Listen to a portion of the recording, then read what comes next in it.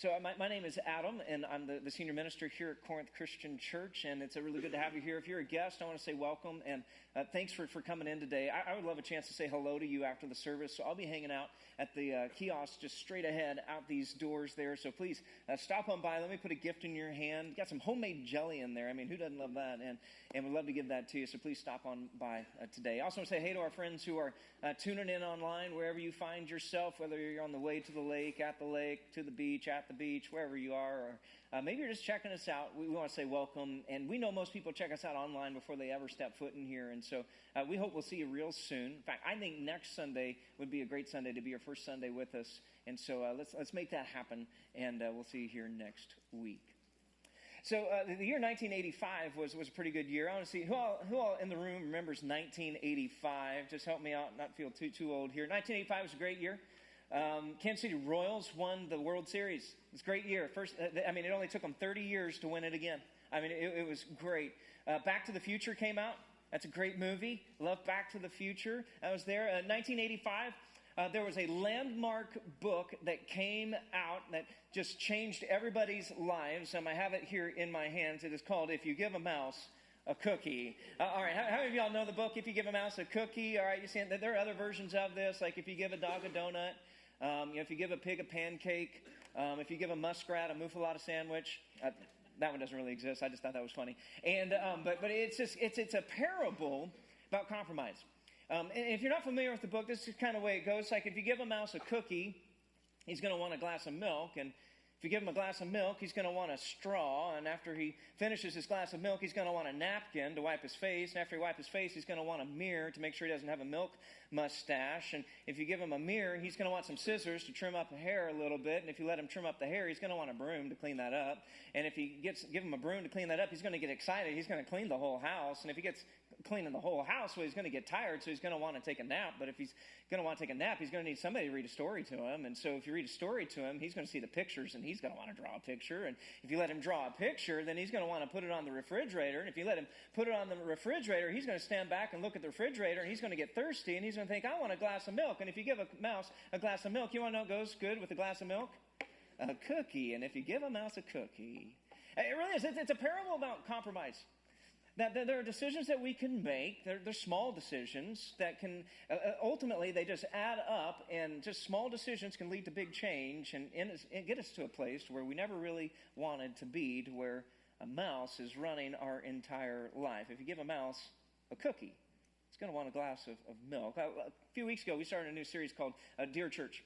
And in this series, we are looking at 7 letters from Jesus to 7 real churches in the first century, letters that Jesus dictated to the Apostle John. And just in case maybe you're new at this or you haven't been with us for a few weeks, these are real letters, okay? Real words from Jesus, encouragements, rebukes, attaboys, attagirls, and here this needs to get better kind of things. And what he's helping the church see then, and he's helping the church see now, is here's how you can remain faithful in a world that is growing increasingly faithless. And so like in week 1, we looked at the church of Ephesus, and if you're labeling these churches, the Ephesus church is the loveless church. They're all head, no heart. And so Jesus says, hey, you need to go back to the start and find your heart again. And last week we looked at the church of Smyrna, and if you're labeling them, they're the suffering church. And Jesus says nothing negative to them. He's all encouragement to them because he says, hey, I see the battle that you are in, and I just want you to know that facing trouble with me is better than facing trouble without me. Today we're going to look at the third church. It's the church of Pergamum, and if we were to label this church, it would be the compromising church.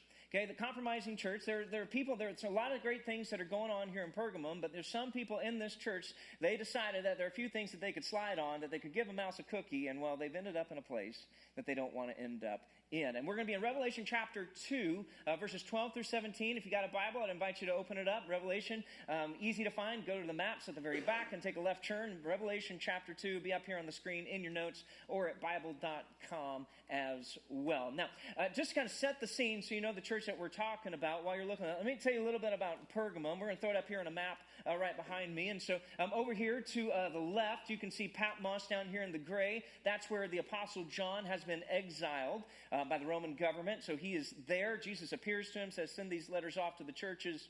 You got Ephesus, week 1, Smyrna, week 2. Now we're up here at the north. We are in Pergamum. And as you can see, it's a little bit further inland than the other two. It's not on a port or anything like that. And if Ephesus, and we didn't say this in week 1, but we can say it now. Ephesus is kind of like the New York of Asia Minor, all right? It's New York City. City never sleeps. Big bustling, all kinds of, trade and commerce going on. Well, if Ephesus is New York, that means Pergamum is Washington, D.C., because it is a capital city, and it's been a capital city for a long time, all the way back to the year 321 B.C. With Alexander the Great, and it'll be the capital city of Asia Minor all the way through the year 130 A.D. Okay, so whenever John is writing this letter, it means that Pergamum has been a capital city for almost 300 years, if not close to 400 years at this point. So it's been a city, it's been a very important city for a really, really long time. It is a very safe and secure city on a hill, got fortresses and walls and all kinds of things, very fortified. It's so secure that Alexander the Great, you guys remember Alexander the Great, he actually stored billions of dollars worth of gold in Pergamum because he knew nobody could get to it. Because it's got all these walls, it's sitting on a hill, you can always see your enemies coming at you, and so it's a very, very safe and secure city. Now, it's further inland, and so it's not a place of commerce and trade, but it's a very significant city, and it's very superior to like Ephesus and Smyrna in terms of its greatness. It's an old city. It's the oldest city. It's the first to build temples to Caesar Augustus, to Zeus, to the serpent god Asclepius. Okay, they built temples to all of them. It had one of the most famous libraries in all of the world. Now, the most famous library in the ancient world was the Library of Alexandria. Okay, that was bigger than the Pergamum one, but it was the only one bigger. And this library in Pergamum had over 200,000 copies of books in its library. Now, remember, these are books that are handwritten. Okay, I mean, it's not Microsoft Word. This is like handwritten books. So you can think about that, and just the value of those books there. And it was there all the way up until Mark Antony came through and destroyed the city, and then he took that library to his lover, Cleopatra. So you didn't know that Cleopatra evidently loved reading books, because Mark Antony is like, hey, baby, I brought you a library. This is my love gift to you. And so very, very significant, very, very significant city. Now, one of the things we're going to see here in just a second is Jesus is going to say that, I know where you live, and it's Satan's throne. So there's a lot of religious stuff going on here in Pergamum. Two really big ideas, connections that we need to make. One is the worship of Asclepios, okay? That is the Greek god of healing. And so there was a temple to this god there, and people, sufferers from all over the world, would come to Pergamum to go visit that temple, because in that temple they had doctors, they had hospitals, they had priests, they had a medical ward that was there, but they also had this thing to where they thought that the god was going to be the healer. In fact, Asclepios' nickname was Asclepios the Savior. So you can imagine being a Christian, and you're in this little city to where they're like, this is the Savior, and you're sitting there going, no, that's not how this works, not one bit. Asclepios' symbol was the serpent. So there's this thing that they did. This creeps me out, all right? Just be honest with you. Is in this temple, if you were suffering, if you were sick, and if you needed to be healed, you would go sleep in this temple. And in this temple, they had harmless and tame snakes that would just crawl around all the time. And so their theory was if you fell asleep in that temple and one of the snakes crawled over you, you would be healed. Nope. Right? No, not one bit. I mean, I can tell you if I'm sleeping somewhere and a snake crawls over me, healing is not what I'm going to experience. Right? Not one bit. There are a lot of things I'm going to experience right there and other people around me, but not healing. Healing is not the thing. But that's what they believed. Okay? So it's kind of a lot of demonic kind of activity there. The other thing too is that it was built on a hill, and there were these shrines, because it was the last outpost of Greek civilization. So there were these shrines and temples to Zeus and Athena. And halfway up this hill was the altar of Zeus. Now, it's about 800 feet up. It's about 90 feet square, 20 feet high, and it dominated the city. So if you are in the city, doesn't matter who you are, you could not see all of the pagan worship going on in this place. It's just everywhere right there. Now, this altar of Zeus thing is really interesting. It's not there any longer. Ultimately, it was found by the Germans in the late 1800s. And then, and this is a debated position, archaeologists, say this, some of them believe that Adolf Hitler actually, and this is a little bit Indiana Jones kind of stuff to you, but Hitler took the altar of Zeus and had an architect draw a rendering with the specifications to build his own personal pulpit based on the altar of Zeus, and then Hitler himself preached from that pulpit based off of the altar of Zeus. So, point being, evil, demonic activity, all these things going on around them. And this is where the church is located. So this is not a church in the burbs somewhere, right? This is a church that is literally a stone's throw from the gates of hell themselves. Demonic activity all around them.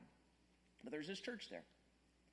And it's that church that Jesus writes these words to them. Listen to what he says. To the angel of the church in Pergamum, write, these are the words of him who has the sharp, double-edged sword. I know where you live, where Satan has his throne, yet you remain true to my name. You did not renounce your faith in me, not even in the days of Antipas, my faithful witness, who was put to death in your city where Satan lives. So you hear what Jesus is saying? He's saying, I see you. I know that things are tough. I know that this is not the best place to be. I know that you are surrounded by demonic activity. I know that you are surrounded by all of this. And I know how difficult it is, and yet you're remaining true to me. You even remain true to me in the days of Antipas. Now, Antipas was the first martyr in Asia. And Antipas was executed by Domitian, the Roman emperor. And what Domitian did, just horrible. He built this thing. They called it the bronze bull. It's a brazen bull is what they called it. And in this bull, it had a little door and a little chamber. And they would put people into that bronze bull. They would close it, seal it shut. And then underneath the bronze bull, they would light a huge fire. And they would just slowly roast people to death. They even designed this bull so that the screams and the agony of the people that are inside of it would come out through the nose and the nostrils, the mouth of the bull. That's what happened to Antipas. And Jesus is saying, even whenever people in your own church have been brutally murdered and executed, you've remained faithful to me. He's like, I see you. I want you to know, I know how difficult the place you live is, but my eyes are still on you. And I'm proud of you that you have remained faithful to me. Now Jesus is going to do something here. I call it the Oreo method. Some of you might call it the pat kick method, but it's whenever you're giving criticism. You guys know the Oreo method when you're giving criticism? Here's a little trick. You say something really good. Man, I love how you do this. Da, da, da, da, da, da. Then you say the bad thing, but here's something we need to really work on because it's terrible. And then we wrap it up with, man, I really do love you, you know. The pat kick is I'm going to pat you on the back and then kick you in the seat. All right, it's the same concept. And that's what Jesus is going to do here. He's like, I see you, you've remained faithful, but then here comes this word, nevertheless, I have this against you. There are some among you, who hold to the teaching of Balaam, who taught Balak to entice the Israelites to sin so that they ate food sacrificed to idols and committed sexual immorality. Likewise, you also have those who hold to the teaching of the Nicolaitans. Repent, therefore, otherwise I will soon come to you and will fight against them with the sword of my mouth. Whoever has ears, let them hear what the Spirit says to the churches. And to the one who is victorious, I will give some of the hidden manna. I will also give that person a white stone with a new name written on it, known only to the one who receives it. let's flesh a couple things out real quick. So Balaam, he says, you got some that are holding to the teachings of Balaam. Balaam was a prophet. He was one of God's prophets. You can read his story in Numbers 22 through 25. But he was a legit prophet of God. And so the king of Moab, Balak, says, hey, I want to pay you to come curse the nation of Israel. Okay, and so the prophet was like, want to get paid. All right, so he's like, I'll do that. I'll do anything for some money. And so he goes to try to curse the nation of Israel. God prevents this, actually uses a talking donkey to get his message across to Balaam. And that talking donkey has given hope to preachers for centuries that if God can get a message through a donkey, maybe he can through somebody like me. And so, but he tries to do that. But Balaam still wants to get paid. He's like, I can't give this message, but here's the deal, dude. Here's what you can do. And so he gives the king of Moab the advice of, let's do a honey trap. You get all of your Moabite women, go get them to seduce the Israelite men. They'll fall in love with the Moabite women. That will lead them down to idolatry. That'll lead them down the path that they shouldn't go, and they'll end up worshiping the God, your gods instead of the God of Abraham. And that's exactly what happened to them. Okay? And that's what leads to the nation. It's really the beginning of the end of the nation of Israel. It's through this little, honeypot kind of little trap there that is going on. Apparently, something similar is happening in Pergamum, to where you've got this group of people claiming to speak for God, but teaching things that are contrary to God. They're looking at the church and they're going, hey, y'all remember Antipas and that whole brazen bull thing and how that didn't go well for him? Why don't we just take a little bit of that incense and let's just burn a little bit of incense off to Caesar? Let's say Caesar is Lord. Let's keep our fingers crossed while we do it, and it won't be that big of a deal. It'll make things easier for us if we'll just do that. And so they're laying this out there, and people are starting to buy into this, and that they are struggling with this. And Jesus says, whoa, time out here. And did you hear what he said to them? He's like, stop it, repent, knock it off, quit flirting with the world, quit flirting with the ways of the world. And then did you hear what he said? And if you don't stop it, I'm coming to fight you. Did you hear that? I'm coming to fight you. He basically says, if you don't knock this off, we're meeting at the bike rack after school. All right, that's what's happening, and I'm going to take you down. You stand no chance against me.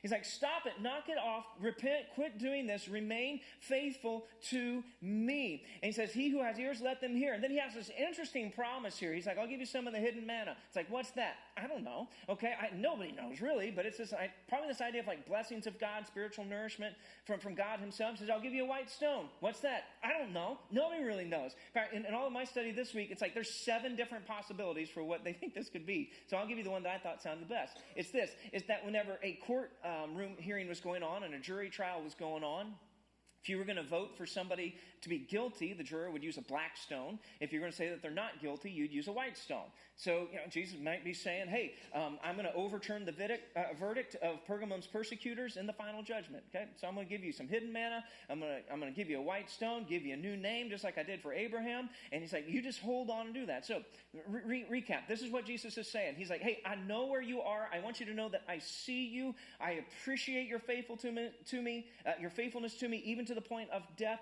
But here's the deal. You got some things that you got to knock off because you're acting like too much of the world. You've allowed some bad teaching to incorporate itself into this church, and you need to stop it, knock it off, or I'm going to fight you. But if you will overcome, if you will repent of this, then I will come and I will take care of you. I will provide for you. I will save you. You who have ears, please hear what I have to say. That's what Jesus is saying to this church here. Now, before we move into just saying, okay, so what about us? How does this apply to us? I just want to point something out here because I want to nail down a tactic that Satan is using against this church, and I guarantee you is a tactic that he is using against you and me right now. Okay, this is it. We'll put it on the screen. This isn't in your notes, but you might want to scribble this down. Satan's tactic is this: what you can't curse and crush, you corrupt through compromise. Hey, just think about this. What you can't curse and crush, you corrupt through compromise. So what does he try to do? He's like, I'm going to kill him. I'm going to burn him alive in a brazen bull. I'm going to do this. I'm going to just roast him up. And what happens? The church remains faithful. And well, that doesn't work. Just keep beating this church, just beating it down, and it keeps growing. Well, what do I do now? Well, I will corrupt it by just getting it to compromise on just a few things. This isn't that big of a deal. This isn't that big of a deal. And so just let that slide. If you give a mouse a cookie, what's the big deal? Is what Satan's strategy is. And this is the same thing to us as well. Now, one of the big things here in the book of Revelation is one of the key ideas is how does a Christian stand up against persecution? But there's a secondary idea that just kind of runs right along the same idea, parallel to it, is how does the church avoid compromising and becoming like the world around it? And this is difficult because we have to learn the difference between interacting with our culture and compromising with our culture. We have to stay on guard. We have to be vigilant because those little compromises we make in life pave the way for the big compromises in life that we never would think that we would make. And I'll be just straight up with you today. This is a difficult line to learn to walk. This is tough. It really, really is. Jesus prays for his disciples and us. John chapter 17 says, I don't pray that you would remove them from the world, but that you would help them to be in the world. And that's where, maybe you've heard that phrase, we're supposed to be in the world, but not of the world. I like it this way. We need to be earthly, but not worldly. Okay? We are of the earth. That's who we are. It's part of what we're doing, but we're not to be like the world. We're to be otherworldly. And Pergamum is failing at this. They're struggling hard with this. And you know what? Honestly, there are a lot of y'all and there are a lot of us in this room today that are struggling and failing with this. We look like the world, and we're not saying Caesar is Lord, burning off a little bit of incense and doing those kind of things, but the struggle is just as real. And we're compromising in areas that we should not be compromising. And a lot of it's the same stuff that Balaam was compromising in. Same sins, like sexual immorality.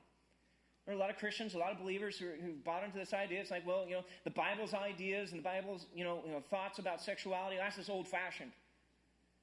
Nobody really does that anymore. Pornography doesn't really matter.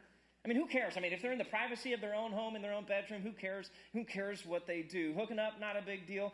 You can't really expect a couple to date, for years and never have sex. Just come on. What are you, some sort of prude? Or greed, it's just like, greed's normal. Everybody wants more and more and more and more. Everybody defines themselves by their stuff. Everybody defines themselves by that. Of course we should be going after that and pursuing. And so we slide and we give in and we compromise. Why? It's easier. Isn't it? Whole lot easier to just go, it doesn't really matter. Purity, those kind of things, that's not a big deal. And it's a whole lot easier to go, just go for more. Just go do that. It's a whole lot easier to say, I'm just going to go with the flow. I'm going to be open-minded about all of this. I had a professor that used to say, he's like, y'all are so open-minded, your brain fell out. And I think that that's what's happened. We're so open-minded about these things, our brains have fallen out, and we don't have, any common sense. Like a buddy of mine says, we shouldn't even call it common sense anymore. We should call it uncommon sense because nobody has it. Okay? And it's just, these things are just there. So it's so easy to find ourselves influenced by our surroundings. So what do?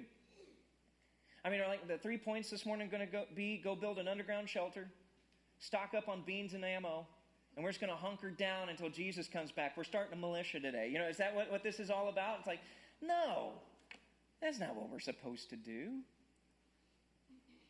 Jesus said this, you are the light of the world.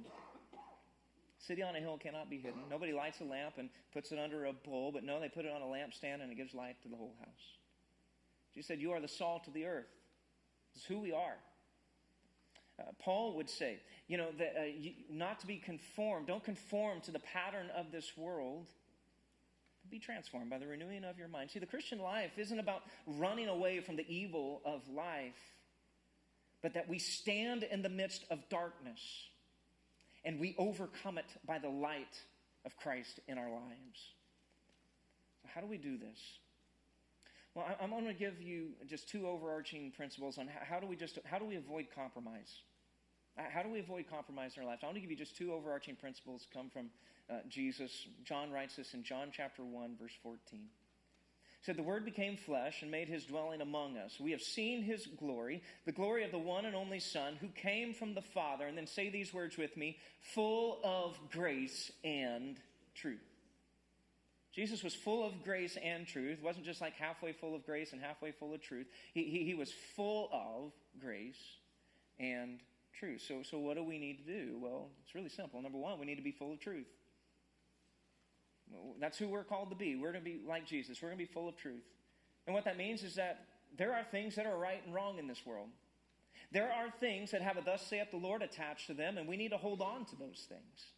And we need to stand for the truth, and we need to say, this is what is going on. And we're going to hold on to these things. Now, we're going to learn to speak the truth in love, right? Everybody say right? Yeah, right. We're not going to speak the truth in hate or anger. We're going to speak the truth in love. We're not going to be jerks about it, but we are going to speak the truth. And to say, hey, this is what this is. But we're also going to be full of grace.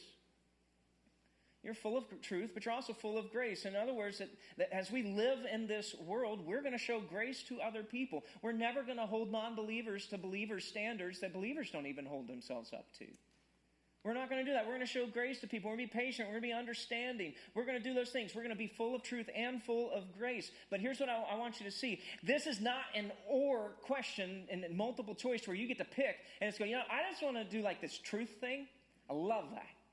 Or I just want to be this grace thing. That's just what I want to do. I want to do that. It's not that. It is not an or thing. It is a both and thing. And it's not 50% truth and 50% grace. It is 100% truth, 100% grace all the time. And that's where it's really difficult because it'd be so much easier just to pick one, wouldn't it?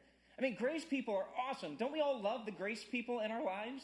Nothing gets them riled up. They cut everybody slack. They're easygoing. They're accepting. But you want to know what it is? Without truth, you want to know why grace people show grace without truth? They just want to be liked by everybody. That's it. And people who have no truth, that are all grace, they will never help you become the person that you need to become. And truth people are easy to admire, aren't they? They have convictions. They know right and wrong. There are things that, that they know that they have standards. They know what needs to be called out. But you know what a truth person without grace is? Mean. Right? And it's just all they're mean people. And it's like, I don't want to hang around you because there's no acceptance. And you just make life difficult for others. And so we need both in our lives, right? We need to be full of truth and full of grace. And so what that looks like is like instead of sex just being whatever you want it to be with whomever you want it to be with, we need to show that, hey, no. Truth is sacred. It does matter. And that we value the who more than the what. And whenever you value the right who, then that changes the what and the how. Right? And then what we do is we show grace to people who didn't know that or who even did know that and yet messed it all up. And we say, you know what? This is what the truth is. That was wrong. But here's the deal. God's grace is still forgiving. It's still loving. And I'm still going to love you no matter what. Even though that there's this truth thing that's hard to understand right now, I'm still going to love you. I'm still going to love you and do this. You can stand for truth and be full of grace all at the same time. It is possible. And so we need to be full of both of those things, full of truth, full of grace, just like Jesus was. Because Jesus was like all grace, tax collectors, prostitutes, people that other people just like, I don't have a label for you. I'm just going to call you a sinner. They loved hanging around him. He accepted them. He welcomed them. He ate with them. And he was full of grace. He even saved the guy dying on a cross next to him. He was full of grace, but he was also full of truth. As he called out the religious leaders of the day. Jesus talked more about hell than he did heaven, if you didn't know that. He set standards. He set out standards for his followers. He said to his disciples, you're going to have to take up your cross and follow me. You're going to have to die to yourself. He obeyed the law. He did all these things perfectly, and he demanded everything from his followers. He was all grace, and he was all truth. He was full of grace, and he was full of truth. And that's what you and I have been called to be like him. Full of grace, full of truth. Bottom line this morning, this isn't really that clever, but here you go. We must look like the one we follow. And if we're going to say that we're followers of Jesus, then we should probably look like him. Full of truth, full of grace. Now, Pergamum, they forgot this. And they forgot that there really is truth out there. That there are things that are right, that there are things that really do matter, and that you should hold on to those things while you continue to be full of grace. And as followers of Jesus today, we got to remember this as well. There are things that matter. There are things that are right. There are things that are wrong. But we don't hold to that in anger. We don't hold to that and we don't shout that at people. but we are full of truth and full of grace all at the same time. He who has ears, let him hear the words of the Spirit to the church. Jesus, help us, because this is tough. This is such a just incredibly tough place to find ourselves. We know the tension that is present to be full of grace, to be full of truth. And God, there are times whenever it's just like, wow, how do I do this? How do I actually make this work at work? How do I make this work at home? How do I make this work at school? How do I do this? And so, Jesus, here's my prayer today for all of us. Give us wisdom to know what we need to do with this truth. Give us wisdom on how to be full of truth and full of grace. And then, God, give us the courage. Give us the courage to stand for what's right and to show grace no matter what. Just like you did. And we pray this in your name. Amen.